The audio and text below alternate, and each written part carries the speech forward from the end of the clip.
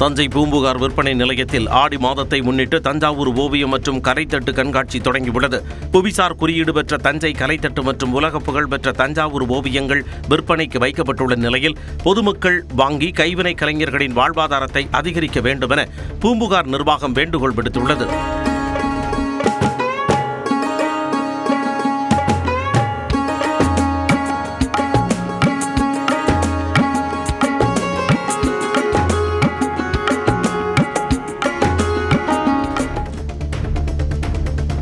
எல்லை தாண்டி மீன்பிடித்ததாக கைது செய்யப்பட்ட புதுக்கோட்டை மாவட்டத்தைச் சேர்ந்த 6 மீனவர்கள் 22 மாதங்கள் சிறை தண்டனை அனுபவித்த பிறகு இலங்கை நீதிமன்ற உத்தரவின் பேரில் விடுதலை செய்யப்பட்டனர்.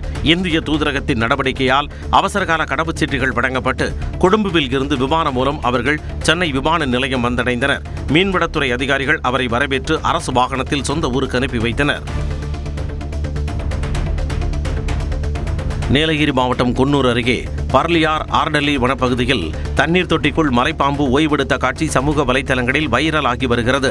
தண்ணீர் தொட்டிக்கு சென்றவர்கள் தண்ணீருக்குள் அசையாமல் சுருண்டு கிடந்த பெரிய மலைப்பாம்பை கண்டு அதிர்ச்சி அடைந்தனர். அடர்ந்த வனப்பகுதி மற்றும் தேயிலை தோட்டங்கள் சூழ்ந்துள்ளதால் அந்த பகுதியில் வனவிலங்குகள் மற்றும் பாம்புகள் அடிக்கடி நடமாடுவது குறிப்பிடத்தக்கது. நெல்லை பாளையங்கோட்டை பார்வை மாற்றுத்திறனாளி மேல்நிலைப் பள்ளியில் தமிழகத்தில் 2ஆவதாகவும் தென் மாவட்டத்தில் 1ஆவதாகவும் அணுகல் தன்மை கொண்ட அறிவியல் ஆய்வகம் திறக்கப்பட்டது. செய்முறை விளக்கங்கள், தொட்டுணர்வு மாதிரிகள் மற்றும் உதவி தொழில்நுட்பங்கள் மூலம் மாணவர்கள் அறிவியல் கருத்துக்களை எளிதாக புரிந்து கொள்ளும் வகையில் ஆய்வகம் வடிவமைக்கப்பட்டுள்ளது.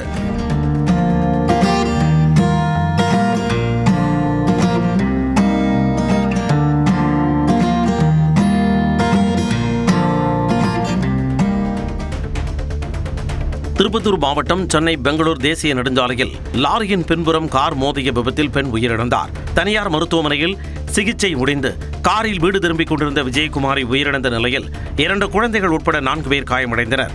அவர்கள் 108 ஆம்புலன்ஸ் மூலம் ஆம்பூர் அரசு மருத்துவமனைக்கு அனுப்பப்பட்டு சிகிச்சை பெற்று வருகின்றனர். விபத்து குறித்து காவல்துறையினர் விசாரணை நடத்தி வருகின்றனர். தஞ்சாவூர் மாவட்டம் பட்டுக்கோட்டை அருகே சேண்டாக்கோட்டையில் கதிராடம்மன் கோயில் தூக்குத்தேர் திருவிழா கோலாகலமாக நடைபெற்றது.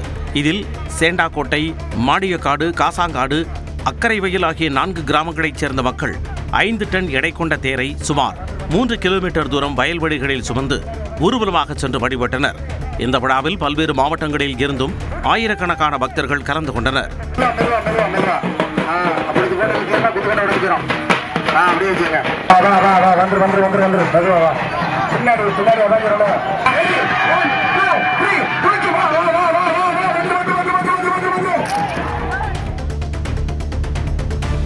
பனிரெண்டு ஜெயின் பெண் துறவிகள் வேலூருக்கு வருகை தந்ததை முன்னிட்டு ஜெயின் சமூகத்தினர் மேலதாளங்களுடன் சிறப்பான வரவேற்பளித்தனர். 700க்கும் மேற்பட்டோர் பங்கேற்ற ஊர்வலம் பழைய பேருந்து நிலையம், BSS கோவில் தெரு, பேரிப்பேக்காளியம்மன் தெரு உள்ளிட்ட முக்கிய வீதிகள் வழியாக ஜெயின் கோயிலை சென்றடைந்தது. வேலூரில் 3 மாதங்கள் தங்கும் ஜெயின் பெண் துறவிகள் பக்தர்களுக்காக ஆன்மீக சொற்பொழிவுகளை ஆற்ற உள்ளனர். கேரள மாநிலம் எர்ணாகுளத்தில் ஆற்றில் யானைகள் கூட்டமாக உற்சாக குடியல் போட்ட காட்சி வெளியாகியுள்ளது.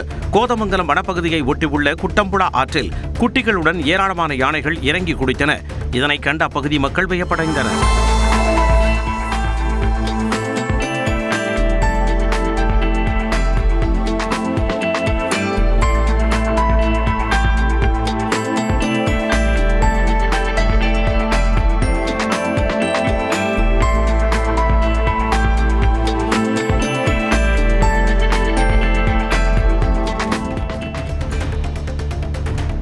சிவகங்கை அருகே அரிசி மூட்டை ஏற்றி வந்த லாரி திடீரென தீப்பிடித்து எரிந்ததால் பரபரப்பு நிலவியது.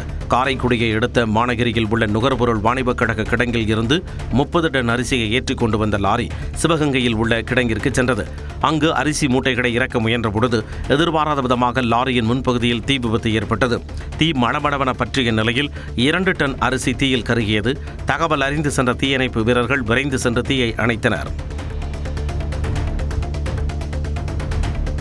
உதகையில் மூடப்பட்ட இந்துஸ்தான் போட்டோ பிலிம்ஸ் தொழிற்சாலைக்குள் புகுந்து வெள்ளி கலந்த மண்ணை திருடிய 6 பேர் கைது செய்யப்பட்டனர். விசாரணையில் வெள்ளி துகள்கள் கிடைப்பதாக கூறி 3 டன் மண்ணை இரவோடு இரவாக கடத்தியது தெரியவந்தது. அவர்களிடமிருந்து 40க்கும் மேற்பட்ட மண் மூட்டைகள் மற்றும் சரக்கு வாகனம் பறிமுதல் செய்யப்பட்டது. இதில் கைதான சுரேஷ் என்பவர் தவேக கிளை செயலாளர் என்று கூறப்படுகிறது. தலைமறைவான 3 பேரை தேடி வருகின்றனர். கோவை மாவட்டம் பொள்ளாச்சியில் காரில் புகையிலை பொருட்களை கடத்திய கேரள மாநில இளைஞர் கைது செய்யப்பட்டார். கோட்டூரை அடுத்த சுங்கம் பகுதியில் சாலையில் சென்ற காரை காவல்துறையினர் மடக்கி சோதனையிட்டனர். அதில் 214 கிலோ தடை செய்யப்பட்ட புகையிலை பொருட்கள் சிக்கின. இதனையடுத்து காரை ஓட்டி வந்த காஜா ஹுசேனை கைது செய்தனர். விசாரணையில் கேரளாவிலிருந்து புகையிலை பொருட்களை கடத்தி வந்து ஆழியாறு பகுதியில் விற்பனை செய்ய முயன்றது தெரியவந்தது. தேன்கனிக்கோட்டை அருகே டாஸ்மாக் கடையை மூடக்கோரி போராட்டத்தில் ஈடுபட்டவர்கள் கைது செய்யப்பட்டனர். கிருஷ்ணகிரி மாவட்டம் தேன்கனிக்கோட்டை அருகே டாஸ்மாக் கடையை மூடக்கோரி போராட்டத்தில் ஈடுபட்ட பொதுமக்களை காவல்துறையினர் கைது செய்தனர். இருதுக்கோட்டை கிராமத்தில் உள்ள டாஸ்மாக் கடையை இடமாற்றம் செய்வதற்கான அவகாசம் நேற்றுடன் நிறைவடைந்த நிலையில் அந்த கடை அகற்றப்படாததை கண்டித்து மக்கள் முற்றுகையில் ஈடுபட்டனர். வருவாய்த்துறை அதிகாரிகளின் சமாதான பேச்சுவார்த்தையை ஏற்க மறுத்து போராட்டத்தை தொடர்ந்த 26 பெண்கள் உள்பட 40 பேரை காவல்துறையினர் கைது செய்தனர். பெருந்தலைவர் காமராஜர் பிறந்த நாளை ஒட்டி ஊழல் மற்றும் லஞ்சத்திற்கு எதிரான மக்கள் இயக்கத்தின் ஒரு பகுதியாக கோவையில் காங்கிரஸ் சார்பில் கைரேகை பதிவு நிகழ்ச்சி நடைபெற்றது. சிவானந்தா காலனியில் நடைபெற்ற நிகழ்வில் பொதுமக்களிடமும் கைரேகை சேகரித்து விழிப்புணர்வு ஏற்படுத்தப்படும் என்றும் ஊழல் மற்றும் லஞ்சத்திற்கு எதிரான பிரச்சாரம் மாநிலம் முழுவதும் முன்னெடுக்கப்படும் என்றும் நிர்வாகிகள் தெரிவித்தனர்.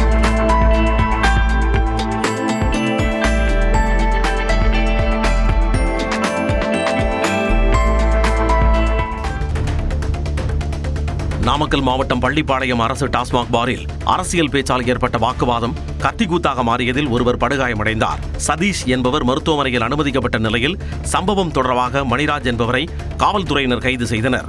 அந்த டாஸ்மாக் பாரில் அடிக்கடி வன்முறை சம்பவங்கள் நடப்பதாக குற்றம் சாட்டிய பொதுமக்கள் பாரை மூட நடவடிக்கை எடுக்க வேண்டும் என வலியுறுத்தியுள்ளனர். நெல்லை மாநகர போக்குவரத்து காவல்துறையில் அதிநவீன வேக கண்காணிப்பு கருவி முதல் முறையாக அறிமுகப்படுத்தப்பட்டுள்ளது. வேக வரம்பை மீறும் இருசக்கர வாகனங்கள், கார்கள், பேருந்துகள் உள்ளிட்ட அனைத்து வாகனங்களும் துல்லியமாக பதிவு செய்யப்பட்டு சம்பவ இடத்திலேயே அபராதம் விதித்து பிரிண்ட் ரசீதும் வழங்கப்படும்.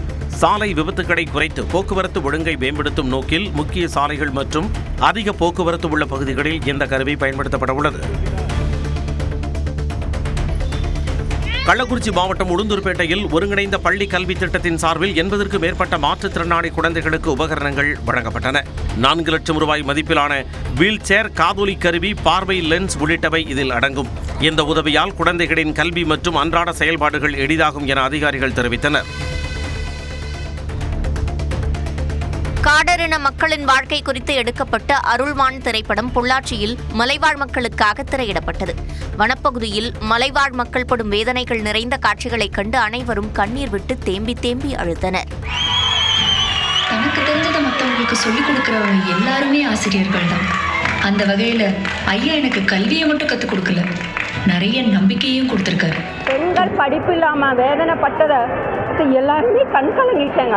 ஆனால் இதே நிலைமை தான் நாங்களும் வரோம்.